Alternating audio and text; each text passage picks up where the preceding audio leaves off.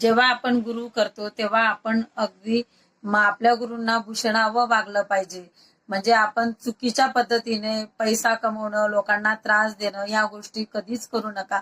कारण की ह्या गोष्टी केल्याने आपली अधोगतीच होते, आपली कधीच प्रगती होत नाही. कारण आपण प्रगती करण्यासाठी जेव्हा आपण चुकीचा मार्ग धरतो आणि आपण जर गुरु केलेला असेल तर लोक साहजिक म्हणतात, एवढं देवाचं करतो, एवढं गुरुचं करतो, तरी हा असं का वागतो.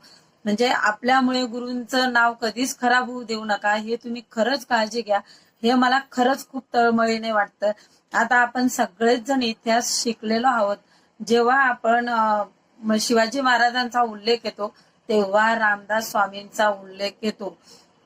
विचार करा केवढा, म्हणजे एवढे मोठे राजे महाराजे असून सुद्धा त्यांना गुरुची आवश्यकता पडली तर आपल्याला का नाही. म्हणून आपणही गुरु केलं पाहिजे. आपण कोण आहेत महाराजांच्या समोर. आपण शिवाजी